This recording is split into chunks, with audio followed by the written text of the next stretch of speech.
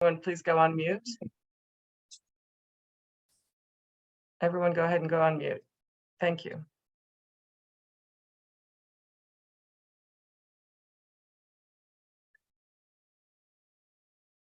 Just give me a second.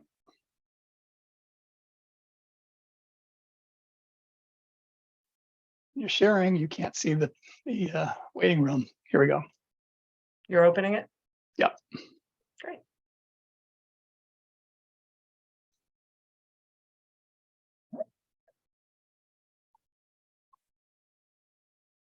Everybody's in? Can I start? Yes. Good afternoon or good evening, everyone, and welcome. Thank you for joining us tonight to hear from Reynauld Smith on the history of Juneteenth and his own family's multi-generational journey. I have a few quick housekeeping items. Next slide, please. Just want to say a little bit about WDC. We've been around for 60 years. Next slide, please. And I want to especially start with a thank you to our co-sponsors, the Association of Black Democrats, which is represented tonight by Will Roberts, who's going to say just a couple words. If you would go ahead. Thank you, Will. Sure. Thank you, Diana, and good evening, everyone. Really excited to be here on behalf of the Association of Black Democrats of Montgomery County with our friends at WDC and the African Affairs Advisory Group to hear from Mr. Smith. This really important conversation. I think really important for us to understand that Black history and the history of Black Americans is the history of America, right? And so I'm really interested to hear the history of Juneteenth and its importance through the lens of Mr. Smith's own personal story and his family's journey. But I think, incredibly important as we juxtapose the conversation we're having tonight about celebrating our history with the conversations we know are or are not going on around the country, where folks are trying to bury and hide from the history of the country. And so it's just really important for me and for members of ABD to be here with you all in a community where we celebrate our history and where we are not afraid to dive back into it because we know we can still learn lessons from it. So thank you all for hosting this conversation, and happy to be with you. Diana, I'll turn it back to you. Thank you, Will. And our second co-sponsor is from the African Affairs Advisory Group. We're represented by Vice Chair Montgomery. So Montgomery, you want to say a word about your advisory group, please? Absolutely. Thank you, Diana, and thank you, WDC, for the invitation and allowing us to co-sponsor. Good evening, everyone. My name is Mona May, and I'm joining you today on behalf of the Montgomery County African Affairs Advisory Group as the Vice Chair. I also have the pleasure of being here with Mumin Bare, who is our temporary chair, and Fatmata, who is the former chair. Yesterday, we actually had the pleasure of attending the County Council proclamation for Juneteenth, hosted by Councilmember Will Jawando. And the key takeaway word was the word of freedom. It's one of the many things that connects Africans and African Americans in the fight for freedom. Juneteenth commemorates freeing the enslaved in Texas after learning of their freedom in 1865. And that conversation is all the more relevant for African nations who gained their freedom from colonialist nations only 6 to 7 decades ago. We know that the fight for being truly free is not over in the United States and across the continent of Africa, as we in the continent and here that live domestically work to truly break free of the ties from colonial nations and building our own. I just want to take a moment to appreciate and acknowledge that it's the fight and the freedom of African Americans that has allowed Black immigrants of the diaspora to be in this country today, which is why this conversation is really important and near and dear to my heart, as I'm sure many others' hearts on the call. One more piece that I'd like to add is, according to the NAACP, they're commemorating 2023 Juneteenth as the theme is Black and Thriving. It's so great to live in Montgomery County, where we have so many diverse cities that are some of the most diverse in the country that allow us as Black and African immigrants to thrive as best as we can through owning Black and African-owned businesses or sharing and embracing our culture through food, music, and festivals. But there is a lot more that our county and community needs to fully embrace the word thriving. That includes access to equitable housing, feeling safe in our communities, better opportunities and access to capital for so many of our small businesses, among so many other needs. The purpose of the African Affairs Advisory Group, we serve to bring forth the needs of the African community in Montgomery County, but we also work closely with the two other Black advisory groups, the African American Affairs and the Caribbean American Advisory Group, in order for the needs of the diaspora to be amplified for the County Council and the County Executive. We will continue this work so Montgomery County's Black and African residents can truly embrace what it means to be Black, thriving, and free. Thank you so much for inviting us again and looking forward to the remarks from Mr. Smith. Over to you, Diana. Great, thank you so much. Thank you. I want to thank both groups for helping to support our event tonight. And I'm also going to put into the chat the link for the Scotland community's annual Juneteenth Heritage Festival. They have 3 days of events and I hope you will consider attending. So give me a second to put that into the chat. So here's a little bit about WDC. So we're a large group. We've been around for a long time and we do speaker series. We do community education events like today, candidate forums, and a lot of advocacy. This organization has changed over the years to become increasingly muscular in terms of advocacy. So if there's something we're doing, we want you to jump in. And if there's something we're not doing, please bring it to our attention and let's see if we can work on it together. Next slide, please. Here is our hardworking committee that drives everything we do. And some of it is high profile, like the advocacy or these programs. And some of it is in the background, like Mary Lou Fox, who's not only our finance, but also doing Q&A today. Communications, Lisa Fuller does amazing work keeping us on social media and keeping the newsletters running. Everybody's working hard and we'd love to have your support on that. Next slide, please.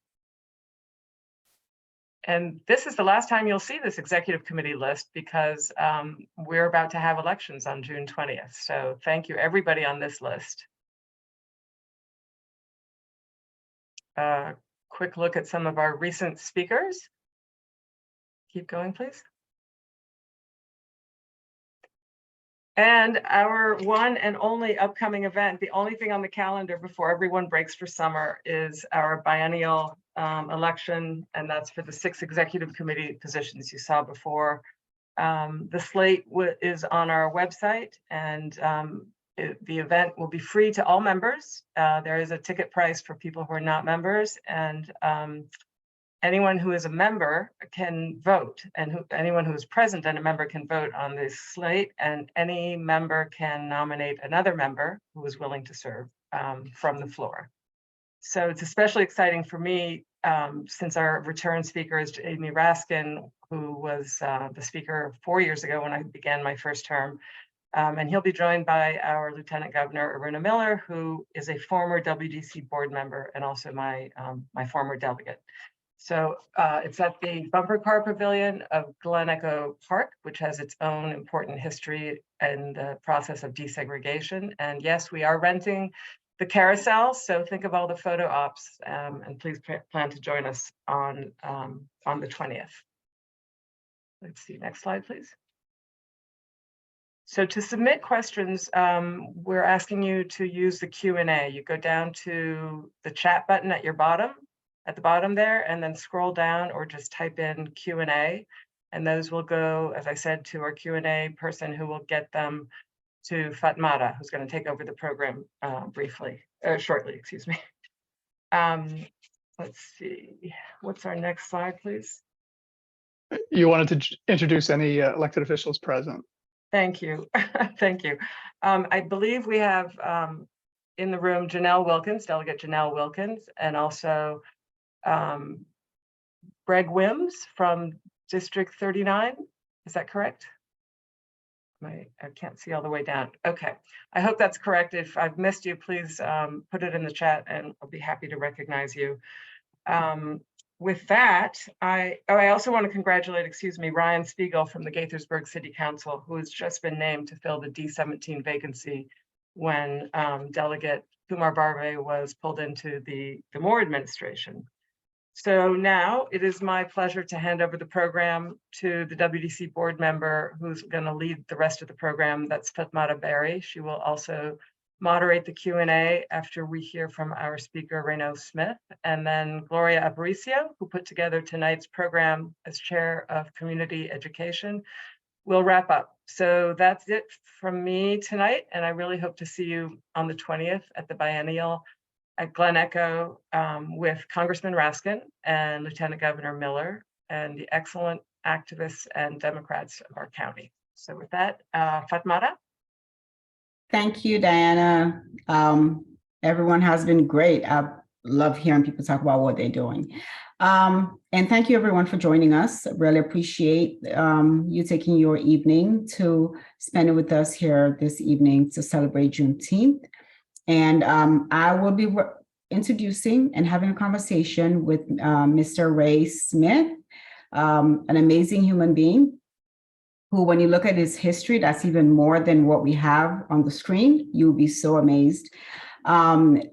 His family's history, of course, starts from the 1865 announcement that the enslaved people are to be released. And this is 2 years after emancipation.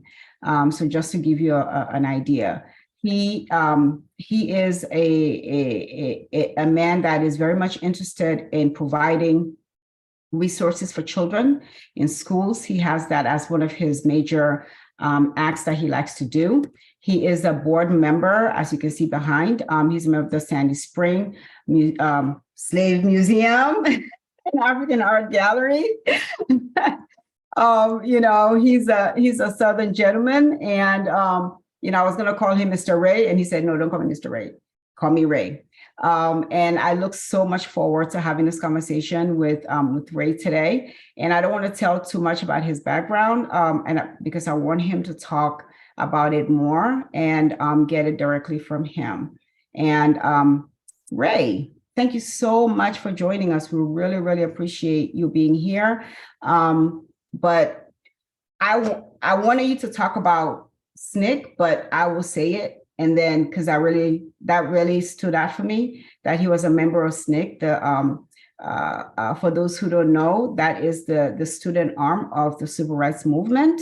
And I'm looking forward to having this conversation. I don't think I've ever actually met someone who was a member of it. So I'm really honored. Ray, you're on mute.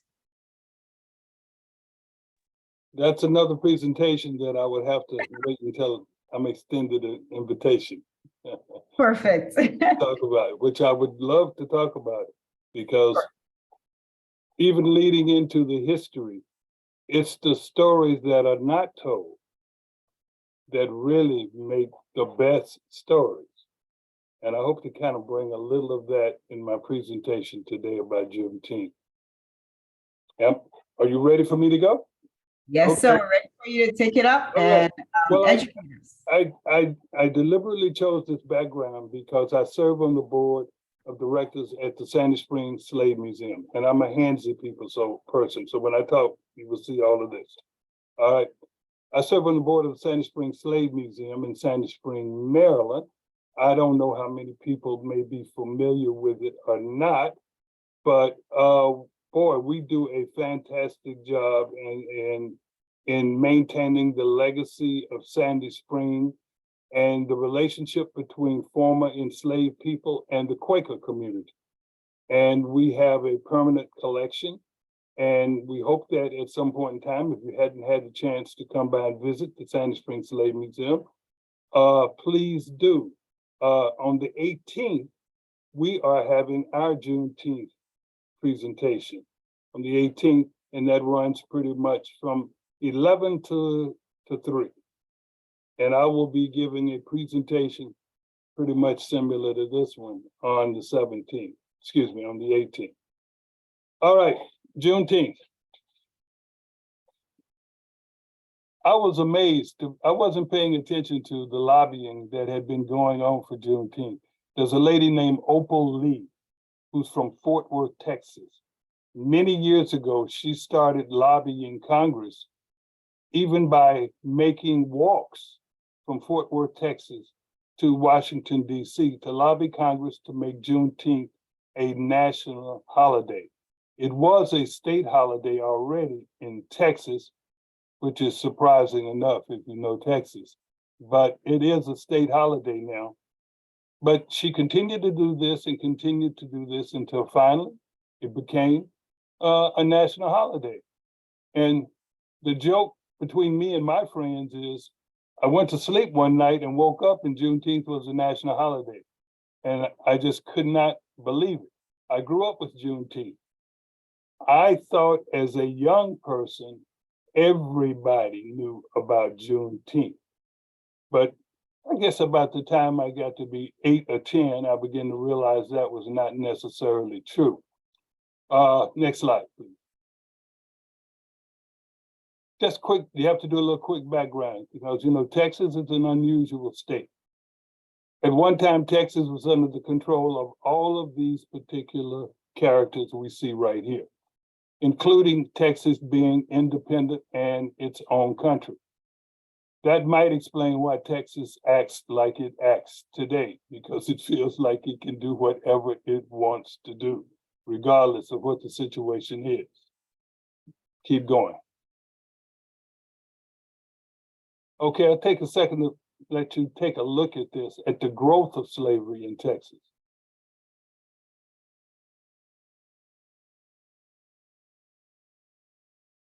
We go back. Okay. The point here is trying to show you that the growth of the slaves in Texas was consistent over a period of time. Originally, Moses Austin, Stephen F. Austin, and those people were asked to bring 300 people from the South to Texas. The Mexicans who controlled Texas at that particular time did not have enough people and enough resources to really control such a vast area. So they were inviting Anglos to come in and make themselves Mexicans. But there was a little stipulation. If you're going to come into the territory of Mexico, Mexico does not practice slavery.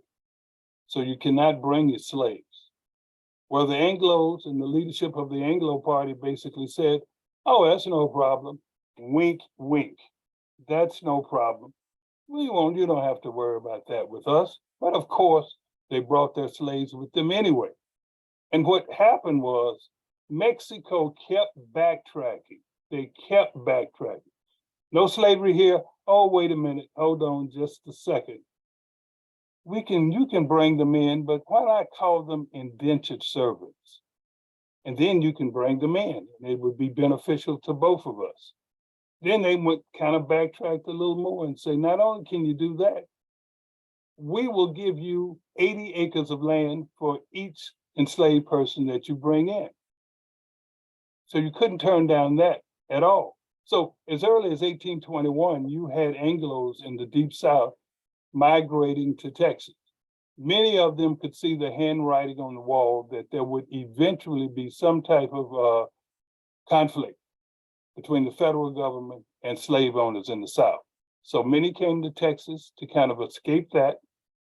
Many came to Texas because just the vast amount of land available, the cheapness of the land available, and the fact that they knew in their minds they were not going to pay attention to Mexico.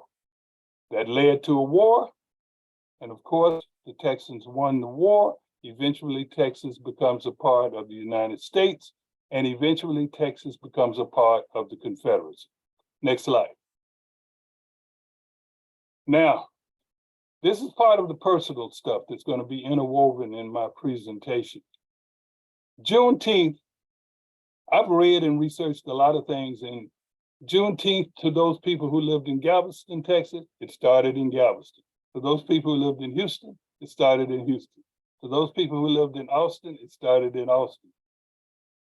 I don't know the real story about where it started, but ground zero for the largest Juneteenth events was at a location called Comanche Crossing. And I dare say, unless some of you who are listening are from Texas, East Texas, you've never heard of Comanche Crossing. The Comanche Indians were a dominant group of Indians in Texas at that time. And this was called Comanche Crossing because this was an area where they crossed a particular river back and forth. This was the area where my father's family originated. They originated from the Comanche Crossing area. Next slide. Let's go one more ahead, and we'll come back to that. Where the yellow circle is, the teacher in me won't go away. I'm pointing to the screen as if you all can see me pointing to the screen. But the circle there represents the area around Comanche Crossing. This is where my father's side of the family originated. It would be counties like Limestone County, Freestone County, Navarro County, Robertson County, in that area, which today would be places like near Waco. I don't know how many people have ever heard of Mexia, M-E-X-I-A.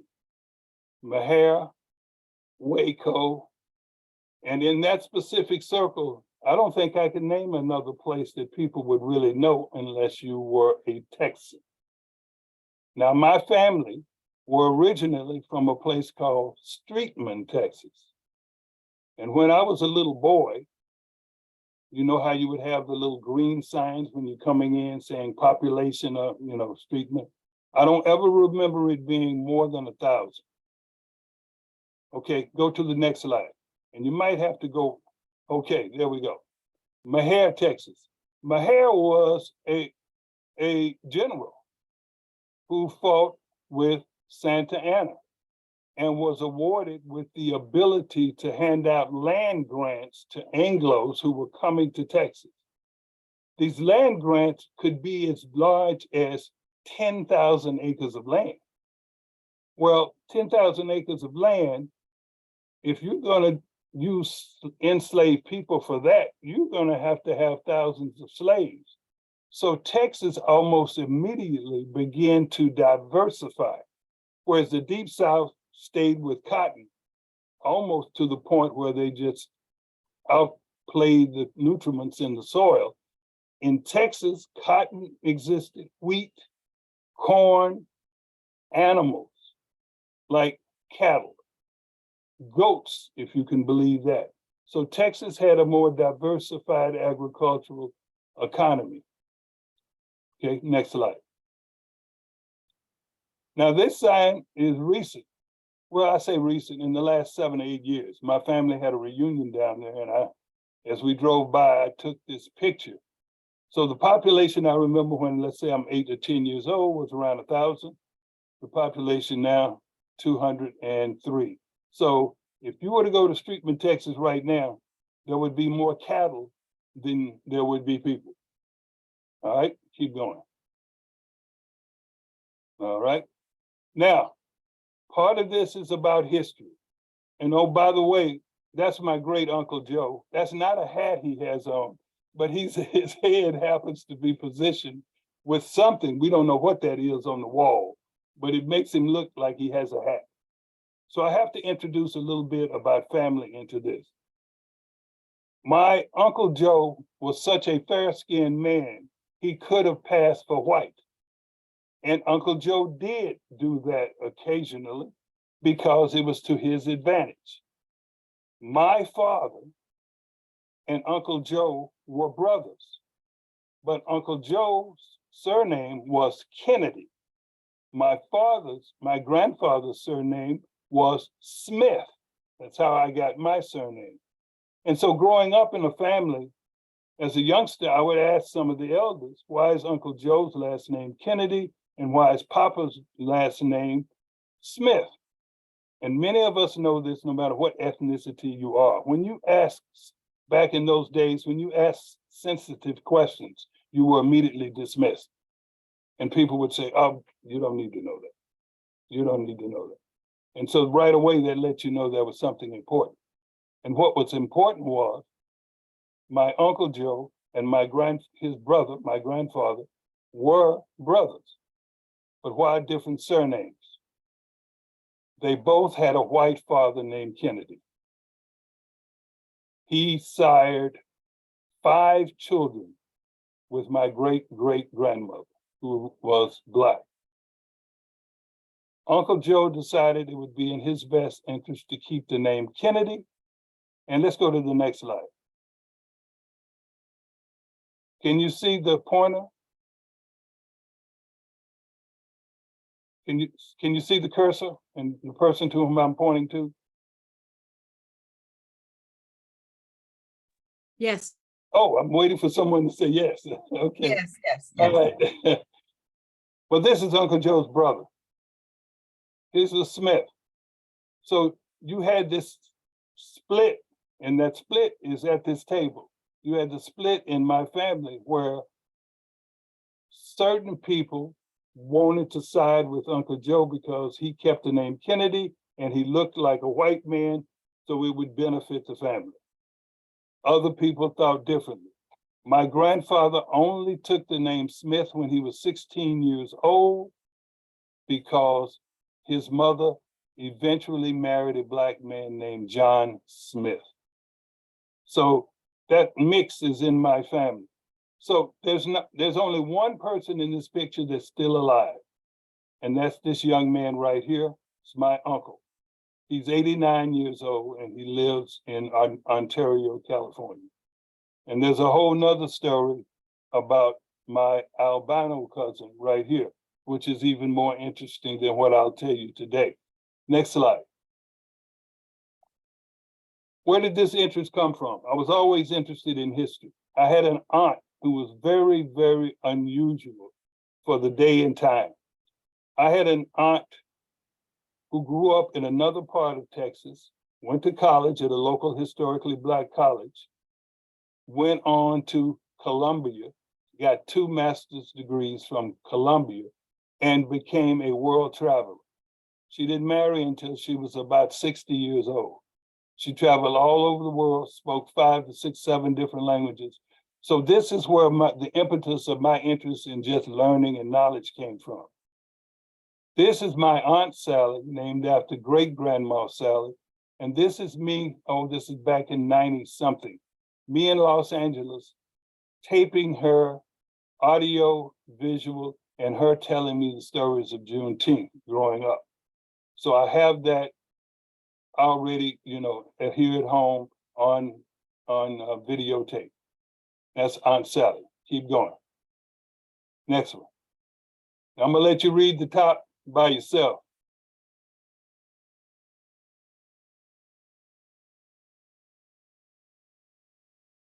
Third oldest person in the world, Miss Arbella Ewing.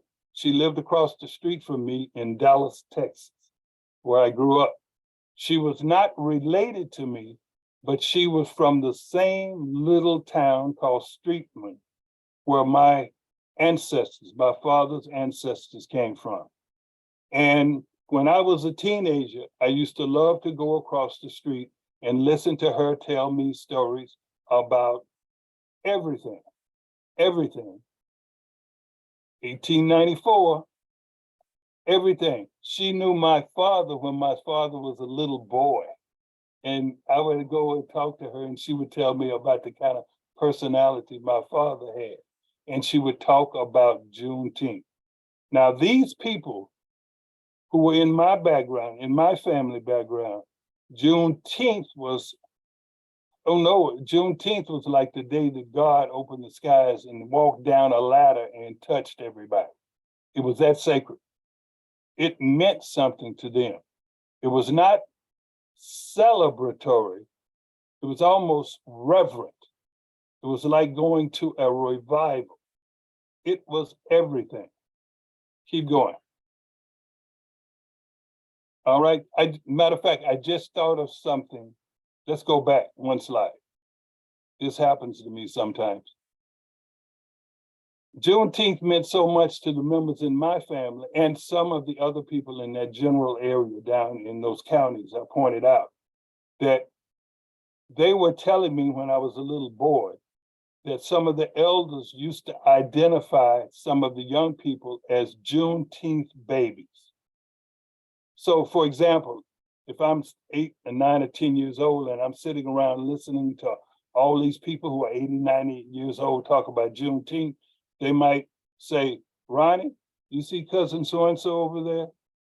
He was a Juneteenth baby, or she was a Juneteenth baby.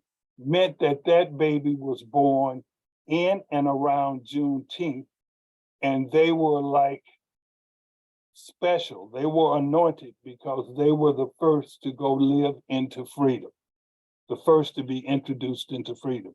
So they were kind of, you know, like the first people to go to college in the family and that sort of thing. So they were anointed, so to speak. Okay. A little bit of the history, general history. Emancipation Proclamation passed in 1863. Information didn't get to Texas until about 2 years later, and not just 2 years later, for some people, 4 years later. So don't think that General Gordon Granger went to Galveston, Texas, where he went first, and then some other surrounding areas. And everybody, sit down and, just think about this.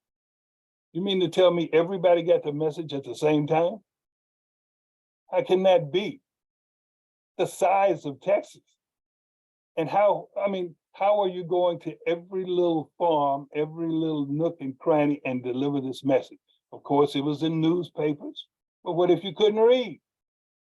So Juneteenth is the day, the initial day, but there were enslaved people who stayed and remained enslaved for months and months after that. They didn't even know. And then another thing I want to clear up is there were people in Texas who knew about the Emancipation Proclamation. Yes, there were. All Black people were not illiterate. There were Blacks that could read or write. And if they worked in the house, many times they had access to local newspapers and they could read what was going on in other places, and they shared that information with the people on the plantation. So there were some people that knew about Juneteenth, about the Emancipation Proclamation, but it didn't really register and have any meaning for them because they had nowhere to go. Keep going.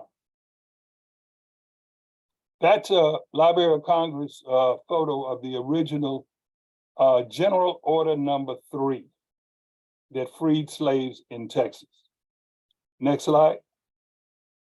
Now, this is what General Order Number 3 said.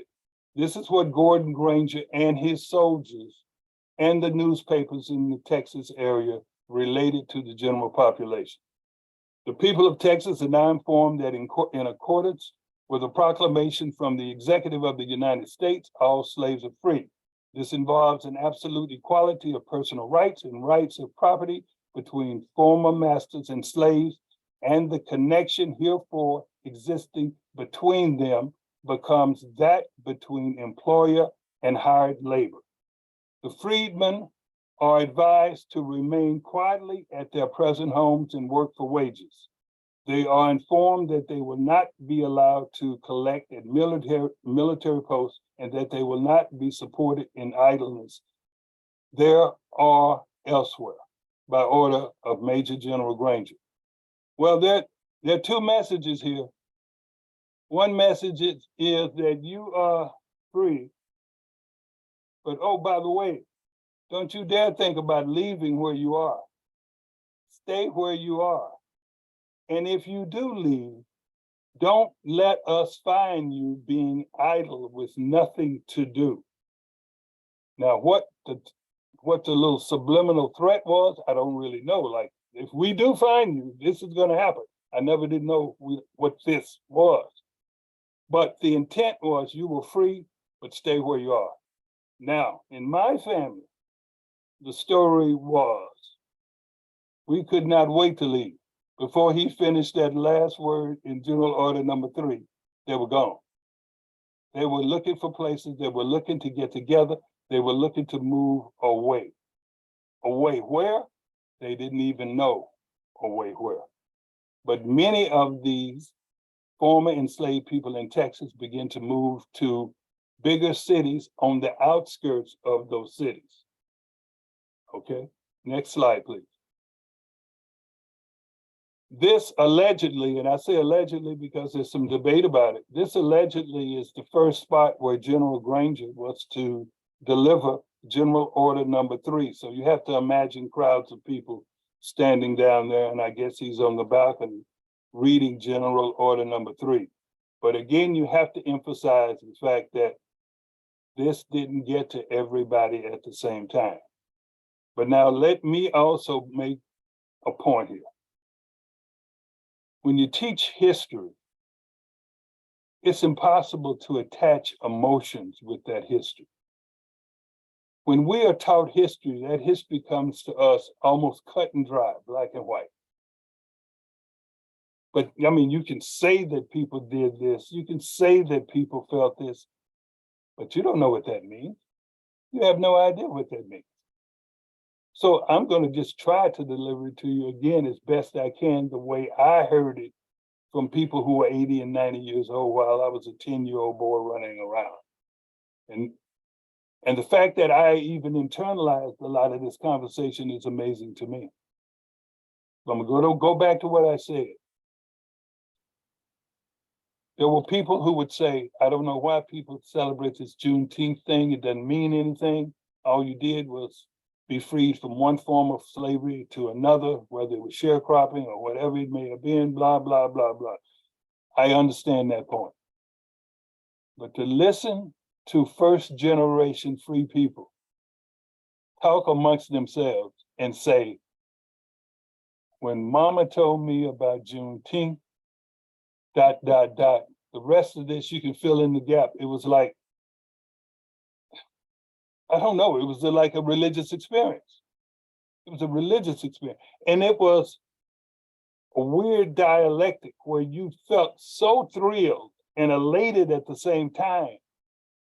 But then right away you said, oh my God, what am I going to do now? So I don't know how to make a person feel that. You know, I can tell you that, but I don't know how to make you feel that. But that was the stories that I heard. Just that tremendous elation. And then like, not so much a downer, but to begin to think in real terms. What are we going to do? Now, many former slaves in Texas refer to Juneteenth as the scatter, S-C-A-T-T-E-R. And there are audio tapes of certain people who were interviewed during the 30s who referred to it as the scatter. One lady in an interview said, they just turned us loose just like cattle. We were scattered. We didn't know what to do and where to go. So when you ask the person, how did people relate to Juneteenth? There's no one answer. There are thousands of answers, many answers. A lot of people were so afraid and intimidated, they didn't go anywhere.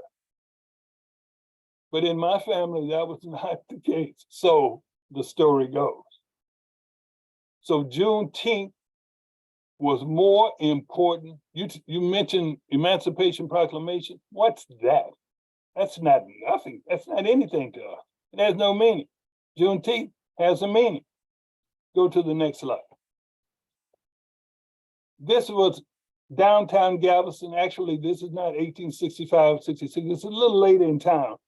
But the building on the left was the building that the Union soldiers used as their headquarters. And it pretty much looked the same as it did in 1865. This is probably about early 1900s. All right, next slide.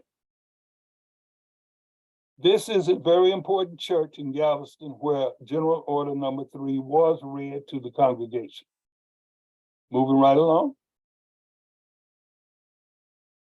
Now, for me, this is emotional. No matter how many times I've given this presentation, and I can say I've given it about 15 times. These are the people who owned many of my family members. Not all of my family members, not even some of the nuclear family members. They owned some of the families that married into my family and my family married in, and that sort of thing. His name is Logan Stroud. It's alleged that he had about 150 slaves. He was well known in East Texas. And there I should point out to you that slavery in Texas was relegated just to East Texas, an area about the size of Alabama and Mississippi combined. That was only where it was. All right, keep going. This is a picture of the old house where the Stroud family read General Order Number 3 to their slave population. So use your imagination and imagine about 100 or so enslaved people standing there, wondering why they were beckoned to the house. Something big must be about to happen. And they read General Order Number 3 to them. And it was like this. They read it, they finished the last sentence, and then they just said, okay, see you later. There was no transition. That was it. And then in some places in Texas, there were some landowners who refused to share General Order Number 3 with their enslaved people because there was another crop yet to be brought in. Let's make sure that last crop gets in before we have to deal with the union telling us and ordering us around and what to do. So June 19th may have been the beginning of this, but June 19th was not the finish of everybody getting that information about General Order Number 3. All right, next slide. We have skipped something. Mike, is it Mike? We've skipped something. We need to go back. You remember that slide with the state of Texas? I can go back. Yeah, It's way back. I think we've jumped over something here. There you go. This one. This is slavery in Texas, ladies and gentlemen. This is it. About the size, like I said, of Alabama and Mississippi. If you know the size of Texas, if you understand, I don't think people understand the size of Texas unless you are a Texan. That whole area out to the west was known as the Badlands, no man's land. There was no law, there was nothing.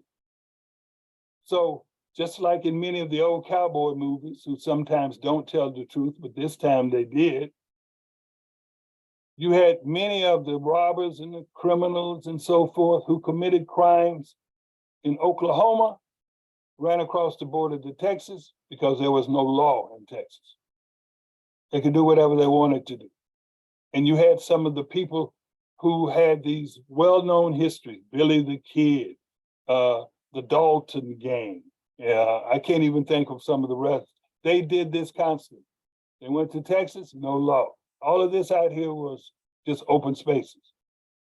That also lent itself to some Black people who wanted to take the chance of just saying, I'm just gonna steal a horse or even walk and just walk off to the west. Nobody's gonna waste their time coming to look for me. Now, the problem is, once I get out there, what the heck am I gonna do? I don't know how I'm gonna solve that situation, because you still had Native Americans that you had to deal with. And that was that vicious irony between Black people being enslaved by the same masters as Native Americans were fighting against, yet Black people were fighting against Native Americans for that same piece of pie. That was a strange irony, okay? Oh, the Black section down there on the map, that county is Brazoria. That's south of Houston. As you can see, 80% of the people who lived in that county were enslaved. And let me let you in on a little secret. I told you how diverse the economy was and was becoming in Texas. That area was known for one product and one product only: sugar. I don't think anybody would have ever known that unless you studied that history. Sugar. If you've ever heard of Sugar Land, Texas, right outside of Houston, that's that area right where you have that very dark space. Sugar was it. Sugar cane, people chopped sugar cane in that particular area. Okay, now Mike, can we go forward?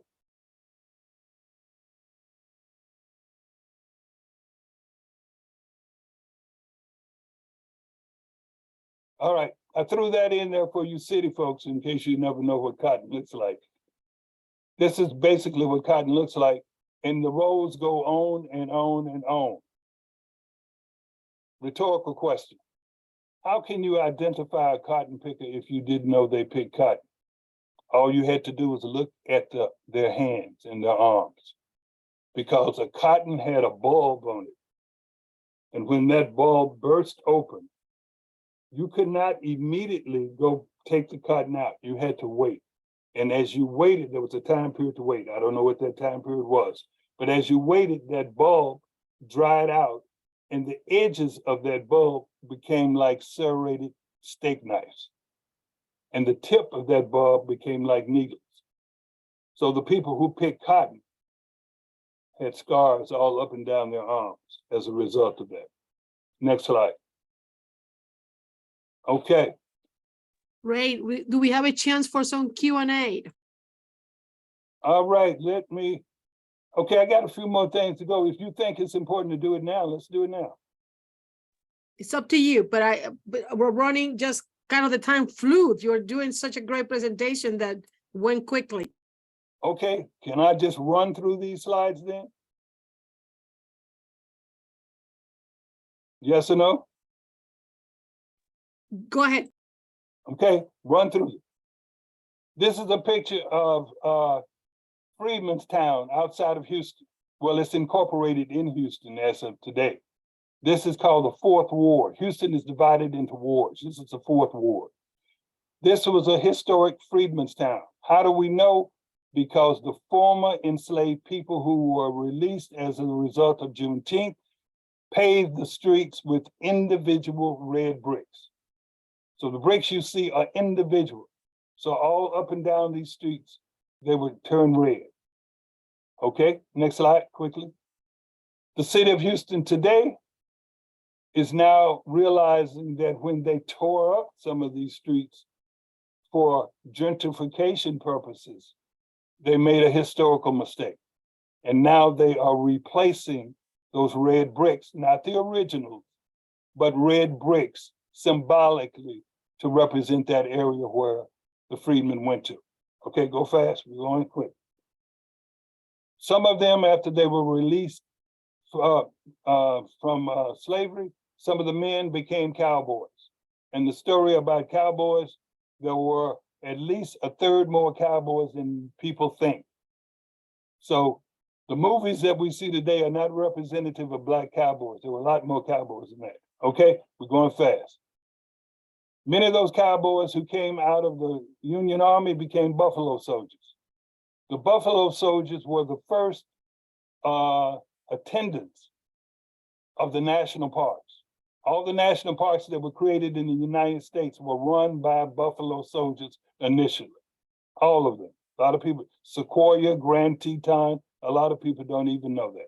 Go, keep going. That's me on a horse in front of my grandmother's and grandfather's house going to my first Juneteenth celebration. So I'm about 5, somewhere around that, 5. And that was my horse. I had my own personal horse. Okay, keep going. There was a park where Juneteenth was celebrated in Comanche Crossing. I'm going fast, keep going. It was called Booker T. Washington Park. This is the vision that I remember as a young boy. Let's keep going. That was what it looked like when I was like in the 50s. It's the 1950s, all right? Keep going. Keep going. All these buildings are now been torn down. Okay, keep going. That's what Booker T. Washington Park looks like today. What makes it unique, those former slaves got together, pooled their money, bought the land so they could have a place to celebrate Juneteenth without a hassle from outsiders. So the park is still under the control of the ancestors of Juneteenth. Keep going fast. These are just pictures of what people look like. Going to Juneteenth was not a celebration, it was a revival originally. Keep going. That's in Houston. Those were former slaves. Keep going. Do I have time to play this 4-minute video? Yes or no? Yes, go for it. All right. Let me see. Mike, can I play that? You may have some challenges there. You'll have to Oh, share maybe- your screen. Okay. There may be some challenges. I hate that because this is a lady who grew up in the area where my father grew up, who now lives in Santa Monica, California. She's the queen of Juneteenth. When she moved from Texas to California, she's about 5 years older than me. I'm 75. She is reliving what she went through at Juneteenth. Juneteenth is celebrated probably more in California than any other state. Why? Because the migration of African Americans from Texas mostly did not go north and south. It went east and west. So they went to Oklahoma, Arizona, California. Next slide, Mike. I'm trying to wind up. This lady would tell the same story. This video was taken about 2 years ago. She's still alive, 101 years old. She told the story of Juneteenth and what it was like for her and how reverent it was. So when you talk to older people, they don't talk about the party and the fun and celebration. That wasn't a part of it. They talk about what it meant to them spiritually. Keep going. I think that's your last slide, right? Okay, that's my last slide. All right, I tried to rush through so we could have quick Q&A, and I'll be very honest with you. I didn't do you justice. You don't realize that. I really did not do you justice. If I had more time, I would be able to tell some personal stories, more personal stories. But I hope I was able to convey this thought. History of Juneteenth is not documented in dates and days and numbers. It's documented right here. That's where it is. That's where it's located. And again, if I call some family members I know who are 90 years old today, first thing they would say to me is, those people, they're not going to understand what Juneteenth is. They don't really understand. It's just another day off from work. That's what I had one cousin tell me. People think it's another day off from work. They don't understand. One last point, and then I'll let you ask me a question. Juneteenth was so meaningful to people in Texas, to many people in Texas, not everybody, many people in Texas. People didn't celebrate the 4th of July. There was no need to. Because you would hear people say, what's the purpose of celebrating the 4th of July? We just celebrated Juneteenth 2 weeks ago, 3 weeks ago. And going back to Frederick Douglass's famous speech, what is the 4th of July to us anyway? Juneteenth is the day that really means something. All right, I'll stop right there. Thank you so much, Ray. And so I'm sure based on what you know, you can provide, you think we did not get the best. But here is a comment from someone who says that it's an amazingly detailed, thoughtful, and informative presentation. And she's so grateful for experiencing your presentation and hope that we'll be hearing more from you. And she calls it an invaluable resource. So you may have it short. Am I getting ready to die? No. You just did such a great job. I hope not. People just love it so much, But before we go any further, I want to recognize someone else with us, Miss Karen Brito. She's a former chair of the Montgomery County Democratic Center Committee, an amazing advocate and political guru, one of our longtime residents in Montgomery County. Welcome, Karen, and thank you for being here. Okay, so Ray. Yes, ma'am. Now, I've learned a few things that I knew nothing about. The fact that East Texas was where the slavery was really concentrated on. Right. In my head, it was the entire state, but I just learned something really new about this today. But one of the questions that I have is, for you, in your research, what did you find out that was new and surprising from your family history? About the Mexican Underground Railroad. Mm. That's something that is just beginning to be talked about and researched more. The proximity to freedom in certain parts of Texas was like just across the river. It was like immigration in reverse that we're going through right now. Mm. Where you had former enslaved people trying to escape to Mexico because Mexico had outlawed slavery. So there are pockets of people in border areas of Texas that celebrate Juneteenth, and their complexions are like mine and yours, but they are Mexican. So that's the interesting story I learned, that there are a lot of people, African-American people in Texas, that have family and relatives that live in Mexico and live as Mexicans. Wow. So another question is to tell us a little bit about the museum, when it started, and who spearheaded the entire effort to have this museum. Okay, I'm sorry, didn't mean to cut you off. No, it's okay. We're celebrating our 35th anniversary. It was started, the Sandy Springs Slave Museum. It was started in 1988. The founder was a gentleman by the name of Winston Anderson, who is still with us today. And the interesting story is Mr. Anderson's background has nothing to do with history and culture. He was a biologist and zoologist. He was the head of the Howard University Zoology Department for years. And he's not a Native American. He's an American citizen, but he's from Jamaica.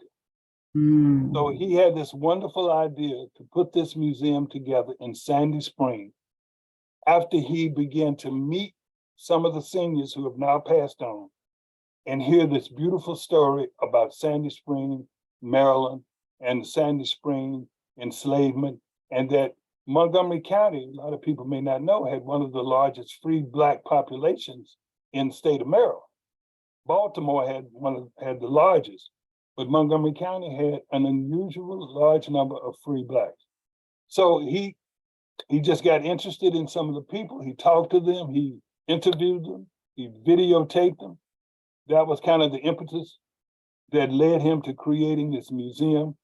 And on the board of directors, there are probably 6 or 7 people who are ancestors of former enslaved people in that area. And so from an outsider like me, first thing I noticed was it sounds just like my area where I grew up in Streetman, Texas. Everybody knew everybody, everybody knows everybody, everybody's related to everybody. So we have tried to take that history, take that legacy, put it inside the 4 walls at the Sandy Springs Slave Museum. And I think that for those of you who have yet to ever come, you will be pleasantly surprised. I've heard so many people talk to me and say, the museum downtown is absolutely wonderful, but it is overwhelming. Mm. It is just too much to really take in at one time. Where our museum is much smaller, much more beautiful sound bites, and people walk out of there with smiles on their faces. So please come to the Sandy Springs Slave Museum and visit. Okay, so we have put in some of the videos in the chat. I think, yes, we have put in some of the videos in the chat, the videos that you could not play. Okay. We're also going to share it out so people can play them on their own time. And Great. okay, so all that information will be given out. I don't see any other questions in the chat. We are at 7:36. Let me, pardon me. Yes. Let me just again make one key point about history.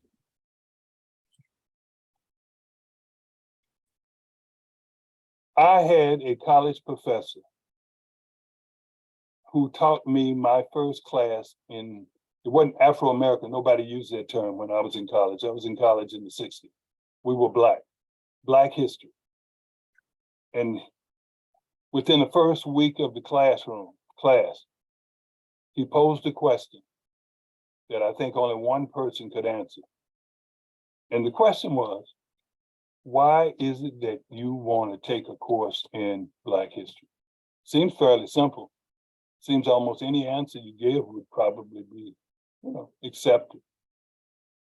But he said, if you're going to study Black history, and if you're going to study any history, you're going to get a black eye. And I never forgot that. If you want to study real Black history, you're going to get a black eye. And history in general, that applies to history in general. What he was saying was, history is not a bunch of cliches. It's not a bunch of, did you know that? I bet you didn't know that, ... Guess who invented ... That's not history. History is the story behind the ... What happened? So you really have to, you can't sell history cheap. You have to be able to tell the backstory to understand the outcome. And a lot of people don't want to do that because that's time consuming. It takes a lot of research. But that is what history is about. And that's what we do at the Sandy Springs Slave Museum. Thank you so much, Ray. This has been so informative, and many people want to hear from you again and in much more detail. And for myself, it's been very enlightening. As a Black immigrant in this country, this story resonates, and it provides for someone like myself a background that says you're here because of what these people went through. And I want to thank you from the bottom of my heart for making the time to do this, talk to us, and present this information to us, and the ease with which you've done it. And I will transfer it now to my friend and the brains behind all our many of our activities, Ms. Gloria. Please take it over. Thank you so much. Oh my God, Ray, what an amazing story. Thank you so much for taking your time and joining us here today. If anyone here didn't know anything about Juneteenth, now you have a lot of great information and great story from the history of the family of Reynauld Smith. So I'm very thankful to you, to Fatoumata for being here, being the moderator, for the sponsors for tonight's event. We cannot do this alone, and we have to bring the story to the spaces like this. So let's hear from the people that have went through, their ancestors, their family, and we are here to honor that and to share that experience. So I would like to thank all of you that is attended tonight, and also to remind you that we have this upcoming event, very important. These are the groups that are putting all these efforts together, and we want to hear from you if the new board officers will be the ones that you want to be supporting. So the biannual meeting is going to be June 20th. So come ready, 6:30 p.m. is in a beautiful place at the Glen Echo, and we're going to have a lot of fun. So please come by. Let's give them a round of applause, virtual round of applause to our wonderful presenter, Reynauld Smith, to Michael Tardif for helping us putting all this together, for the entire board, for the entire WDC committee. It is a pleasure working with all of you, seeing you here and having this wonderful event, wonderful conversations. Ray, thank you so much. Muchas gracias, everyone. Buenas noches, and keep it up. June 20th, I want to see you and more. Bye-bye. Thank you, everyone, for coming. We really appreciate it. Thank you for having me. Thank you. Thank you so much. Thank you. Thank you and good night, and see you June 20th. Great job, everyone. Thanks, Thank you. everyone. Good night. Great meeting.